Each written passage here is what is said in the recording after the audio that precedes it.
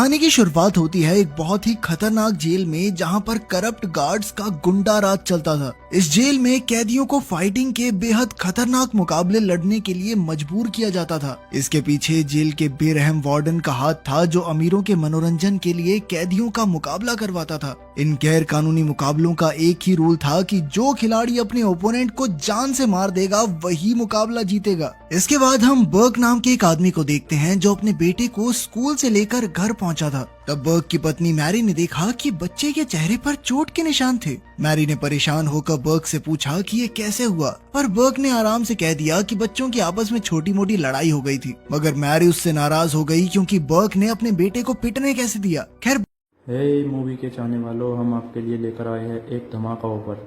Netflix और Amazon पर भारी भरकम छूट आपके सामने अभी प्लान लिखे हुए हैं। अगर आपको हमारे प्लान चाहिए तो दिए गए व्हाट्सएप नंबर पर कांटेक्ट करें। नेटफ्लिक्स और अमेजोन जैसे किसी भी प्लेटफॉर्म के लिए संपर्क करें।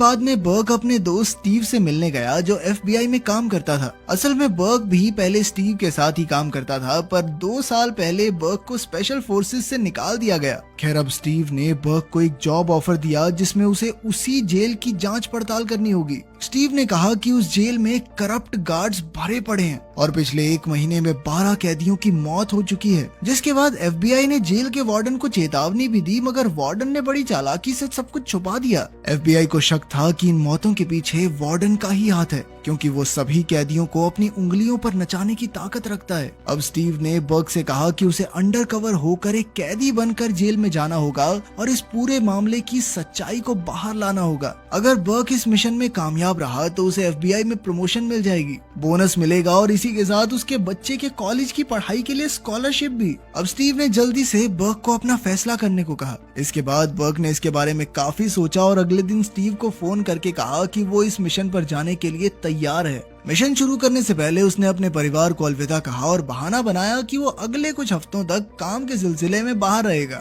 इसके बाद वो स्टीव को पुलिस स्टेशन के पास मिला तो स्टीव ने उसे सारा प्लान समझाया। स्टीव ने उसे कहा कि कोई हंगामा करके पुलिस की नजरों में आओ। फिर बर्क बिना समय गवाए एक पुलिस कार चोरी करके भाग निकला। जल्द ही पुलिस की कई सारी गाड़ियां उसके पीछे लग गई। आखिरकार वो पकड़ा गया और उसने अपने मिशन का पहला पड़ाव पूरा कर लिया। फिर कोर्ट में बर्क को गाड़ी चुराने और पुलिस ऑफिसर पर हमला करने के जुर्म में दोषी पाया गया, जिसके बाद उसे उसी जेल में भेज दिया गया। इसके बाद बर्क और बाकी नए कैदियों को एक लाइन में खड़ा कर दिया गया, जहां वो वार्डन से पहली बार मिलेंगे। वार्डन ने कड़कड़ाती आवाज में कहा कि इस जेल का बॉस वो है और हर कैदी को उसका हुक्म मानना ही होगा। अगर किसी ने उसका हुक्म नहीं माना तो उसे ऐसी सजा मिलेगी कि वो जिंदगी भर याद रखेगा। इसके बाद बर्क और बाकी कैदियों को उनके सेल में भेज दिया गया। फिर रात को वार्डन कैदियों का एक खतरनाक मुकाबला देखने आया, जिसमें अंत में एक कैदी की मौत हो जाती है। इस फाइट के दौरान वार्डन के असिस्टेंट ने उसे बर्क नाम के एक नए कैदी के बारे में बताया, जो पहले स्पेशल फोर्सेस में हुआ करता था। उसके बारे में सुनकर वार्डन बहुत खुश हुआ और उसने अपने असिस्टेंट को अगले दिन बर्क की फाइट कराने को कहा। इसके बाद हम फिर से एक भयानक फाइट देखते हैं, जिसमें एक कैदी मारा जाता है और ओराइली नाम के कैदी की जीत हो जाती है।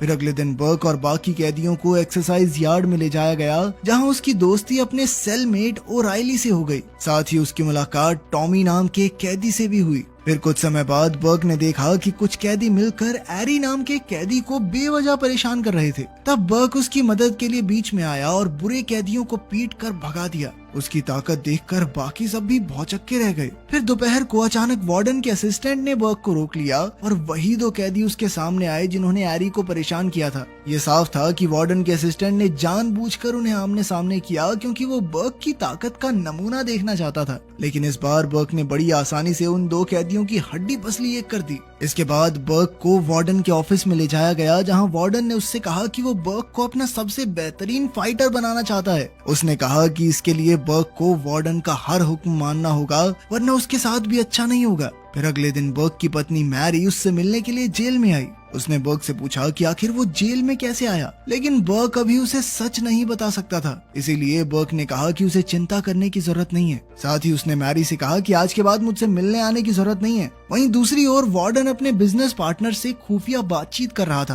असल में वार्डन की इस आदमी के साथ डील थी, क्योंकि इस आदमी के ऑनलाइन स्ट्रीमिंग प्लेटफॉर्म पर ही वार्डन की जेल के गैर कानूनी मुकाबले दिखाए जाते थे और इन्हीं मुकाबलों के जरिए वार्डन लाखों डॉलर्स कमाता था। अब वार्डन ने अपने पार्टनर को बर्क और उसकी ताकत के बारे में बताया। इससे खुश होकर उसके पार्टनर ने कहा कि फिर जल्दी से जल्दी करवाओ इसका मुकाबला। वो जानते थे कि इस मुकाबले से उन्हें एक ही रात में लाखों डॉलर्स कमाने का मौका मिलेगा। फिर जल्द ही वार्डन के ऑफिसर्स बर्क को जबरदस्ती उठाकर फाइट एरिना में ले आए, जहां उसके ओपोनेंट ने उस पर तुरंत हमला बोल दिया। जल्द ही फाइट शुरू हो गई और वार्डन का बिजनेस पार्टनर मजे लेकर मुकाबला देखने लगा। आखिरकार बर्क ने अपनी जबरदस्त ताकत के बलबूते पर ओपोनेंट को मार गिराया और वो ये मुकाबला जीत गया। मुकाबले के बाद वार्डन उसके पास आया और उसकी तारीफ करते हुए कहा कि तुम मेरे आज तक के सबसे बेहतरीन फाइटर हो। लेकिन जब बर्क ने कहा कि वो ऐसे मुकाबलों का हिस्सा नहीं बनना चाहता जिसमें किसी को मारना पड़े, उसे ये रूल बिल्कुल पसंद नहीं था कि जीतने के लिए उन्हें अपने ओपोनेंट्स की जान लेनी होगी।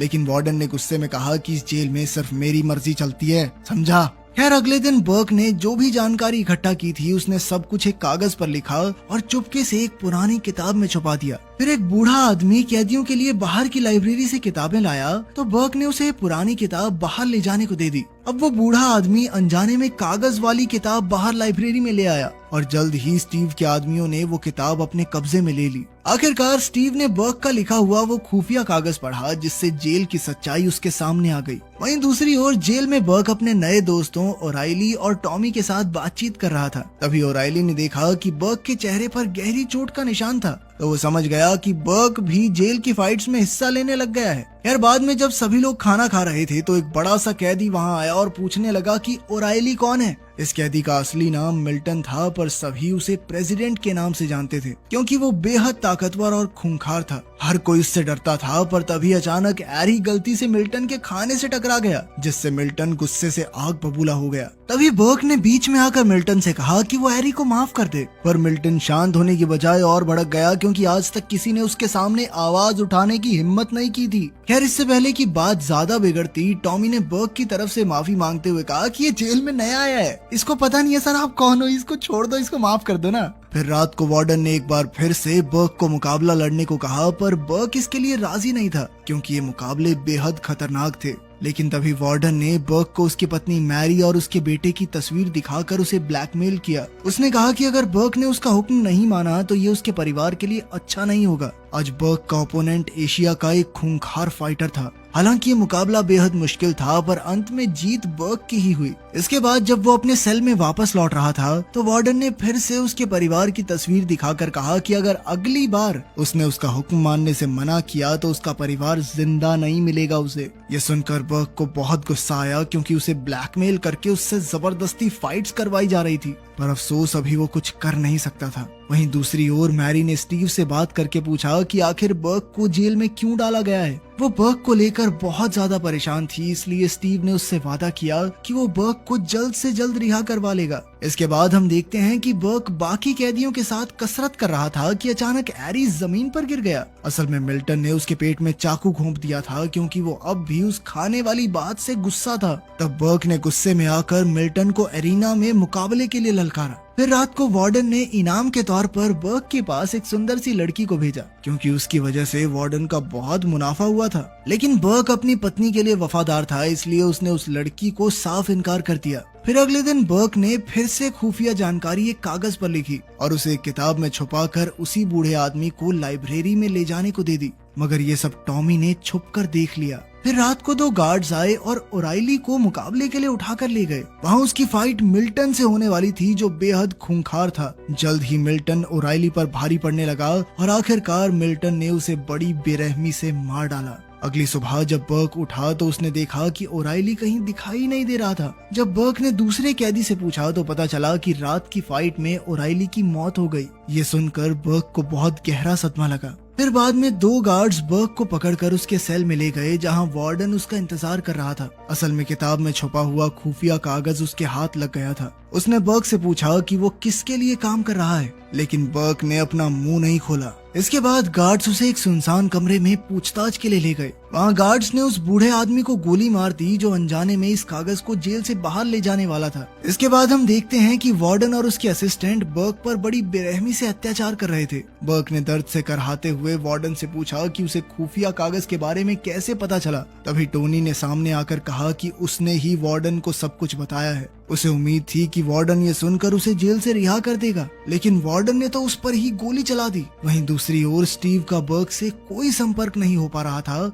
इसीलिए वो काफी परेशान था। फिर उसने मैरी के घर जाकर उसे बर्क के जेल जाने के पीछे का असली मकसद बताया। उसने बताया कि स्टीव ने कोई जुर्म नहीं किया, बल्कि वो तो FBI के खुफिया मिशन पर गया है। उसने ये सब इसलिए किया ताकि वो पैसे कमाकर मैरी और अपने बेटे को एक अच्छी जिंदगी दे सके। अब स्टीव ने मैरी और उसके बेटे की सुरक्षा के लिए उन्हें एक सुरक्षित जगह पर ले जाने का सोचा। पर जब तक मैरी ने सामान बांधा तो अचानक वार्डन का असिस्टेंट और उसके गुंडे मैरी के घर में घुस आए और उन्होंने स्टीव पर भी गोलियां चला दी। खुशकिस्मती से स्टीव ने बुलेट प्रूफ जैकेट पहनी हुई थी, इसलिए उसकी जान बच गई। उसने जल्दी से FBI में फोन करके वार्डन और उसके गुंडों को गिरफ्तार करने को कहा। वहीं दूसरी ओर वो गुंडे मैरी और उसके बेटे को वार्डन के पास ले आए ताकि वार्डन बर्क को ब्लैकमेल करके उसके बॉस का पता पूछ सके। इसके बाद वार्डन ने जबरदस्ती उन्हें बर्क और मिल्टन की फाइट देखने पर मजबूर किया। जब बर्क एरिना में था तो वो मैरी और अपने बेटे को वार्डन की गिरफ्त में देखकर हैरान रह गया। अब उनकी जान बचाने के लिए उसे ये फाइट जीतनी ही होगी।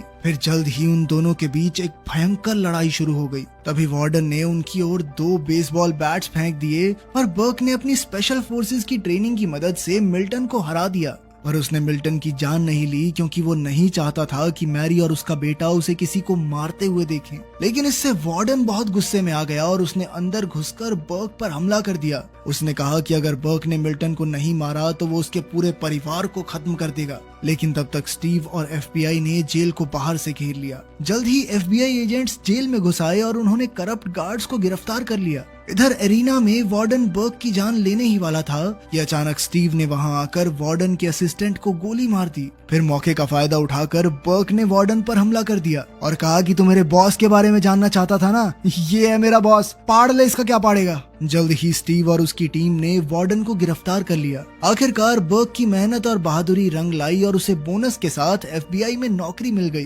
तब बर्क ने अपने परिवार के साथ एक नई जिंदगी की शुरुआत की। इधर वार्डन अब उसी जेल में कैदी बन गया था और अब जल्द ही उसे फांसी की सजा दी जाएगी।